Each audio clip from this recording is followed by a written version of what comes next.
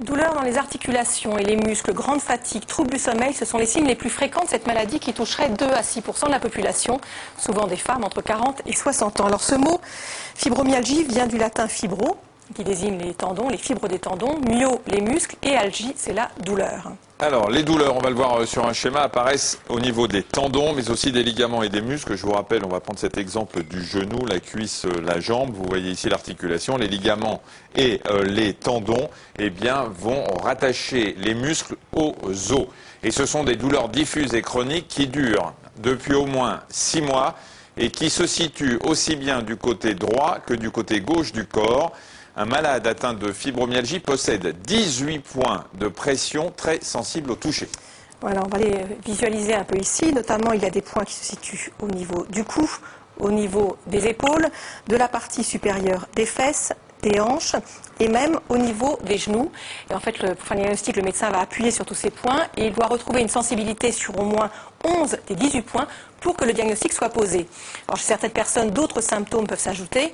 Une sensation d'engourdissement dans les muscles et les articulations, une fatigue extrême, des maux de tête, des troubles digestifs et même des troubles de la mémoire ou de la concentration. Ghislaine souffre d'une fibromyalgie très invalidante qui a commencé après un accident de la voie publique. La douleur a transformé son quotidien.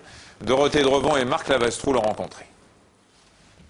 Une serviette bourrée de noyaux de cerise chauffés au micro-ondes, un pain de glace sur la tête, c'est la combine trouvée par Ghislaine pour échapper à la douleur, la seule position où elle ne ressent rien.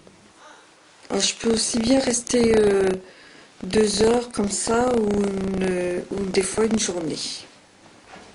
C'est sexy, hein? Depuis que sa fibromyalgie est apparue il y a 7 ans, chaque geste de sa vie quotidienne est accompagné d'une douleur insupportable qui n'épargne aucune partie de son corps. Je me soulage le bras gauche en appui, mais le mouvement, la pression avec la main droite, ça m'occasionne des douleurs jusqu'en haut du bras, jusqu'au cervical.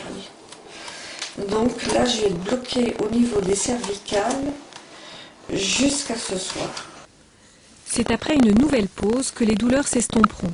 Mais Ghislaine souffre d'un autre effet de la fibromyalgie, les pertes de la mémoire, aggravées par les effets des médicaments antidouleurs. Alors, pour stimuler Ghislaine, son mari la soumet chaque jour à un petit quiz. Quel jour on est aujourd'hui? Dimanche, lundi,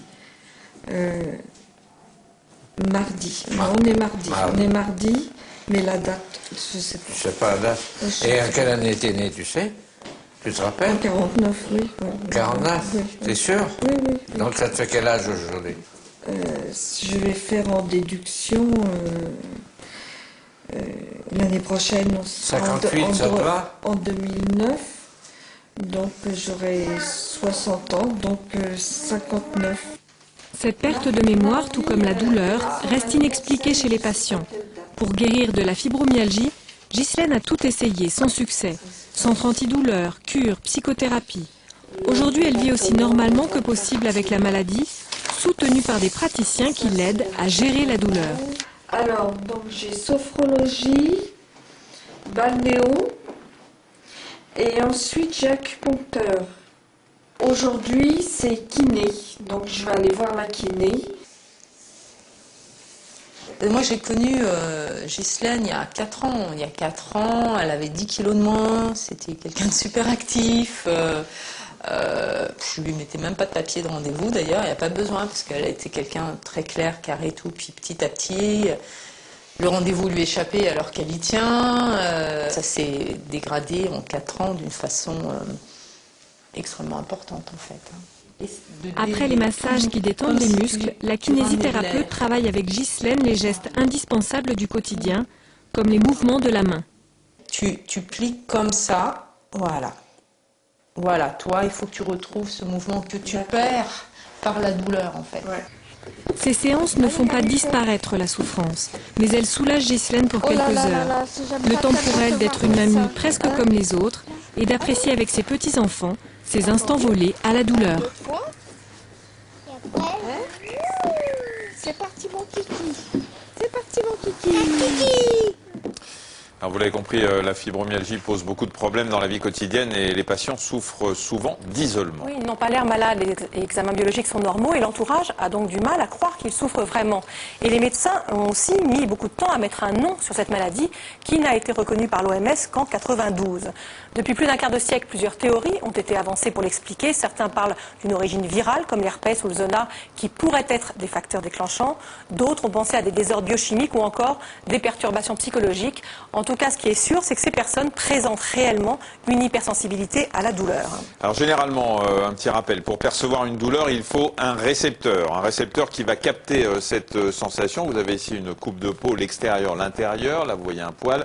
Ces récepteurs de la sensibilité se trouvent ici, donc ils captent la sensibilité de la douleur. Ils vont ensuite transmettre l'information par l'influx nerveux jusqu'à un nerf qui va transmettre le message électrique et il va ensuite y avoir, tout ça, ça va remonter jusqu'au cerveau, il y a un décodeur qui va analyser l'information et la moduler. Et ce n'est qu'à ce moment-là qu'on va percevoir réellement la sensation de douleur. Tout ça se passe bien sûr en quelques millièmes de seconde.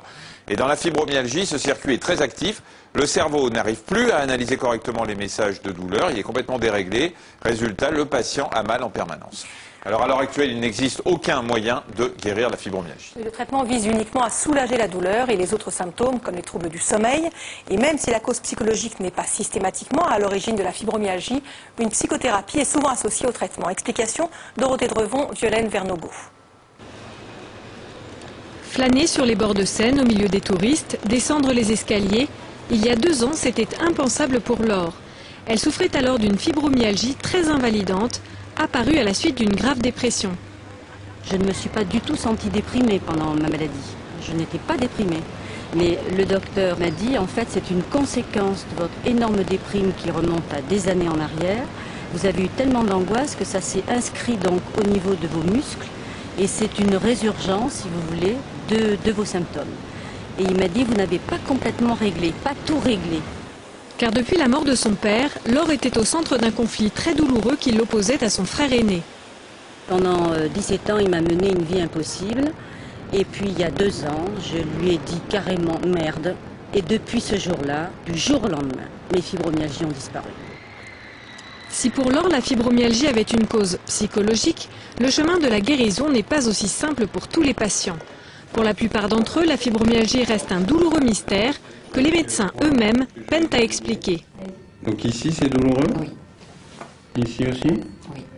On n'a pas quelque part un organe malade, on a un dysfonctionnement de la modulation de la douleur. C'est-à-dire que le système de la douleur, qui est un système qui évolue en permanence pour pas avoir trop mal ou pour nous permettre de ressentir, je dirais, les agressions de l'extérieur, là il est perturbé. Pour une petite stimulation, on va avoir tout d'un coup beaucoup de douleur. Donc c'est comme si on avait monté le volume d'une façon beaucoup plus intense que d'habitude. Claire, elle, vit depuis 2 ans avec la maladie. Chez cette maman de 3 enfants, prof de yoga et grande sportive, c'est une hépatite qui a déclenché la fibromyalgie. Le besoin d'une aide psychologique est finalement venu avec la maladie. On vit avec la douleur, on vit avec des problèmes d'insomnie, on vit continuellement avec de la fatigue. Moi personnellement, je ne sais plus ce que c'est que de vivre sans fatigue, avec des seuils qui peuvent aller jusqu'à l'épuisement. Donc c'est apprendre à gérer pour ne pas justement reconnaître à nouveau ces seuils d'épuisement. Donc c'est très difficile et de ce fait on fait abstraction de beaucoup de choses au quotidien. Certaines sorties qui sont beaucoup moins prolongées, donc on ne fait plus certaines fêtes ou de façon modérée, donc il y a quand même un isolement qui est là. Pour supporter la fibromyalgie, Claire apprend dans cette consultation à gérer sa douleur physique et aussi une certaine douleur morale. C'est une prise en charge globale où la dimension psychologique doit être prise en compte, mais également la dimension physique. Il est fondamental d'aider les patients à se remettre en activité, à bouger, à remobiliser leurs articulations d'une façon efficace, et puis également, bien sûr, à utiliser les médicaments qui peuvent les aider à réduire certains types de douleurs, certains troubles du sommeil, certaines fatigues, certaines anxiétés. Aucun fibromyalgique n'éprouve les mêmes douleurs. Chaque patient doit donc trouver le mode de vie qui le soulage et la patience de se battre chaque jour contre cette souffrance invisible. Vous retrouverez sur le site de France 5 d'autres informations sur la fibromyalgie et notamment les adresses d'associations de patients sur france5.fr. Il est temps maintenant de prendre de vos nouvelles.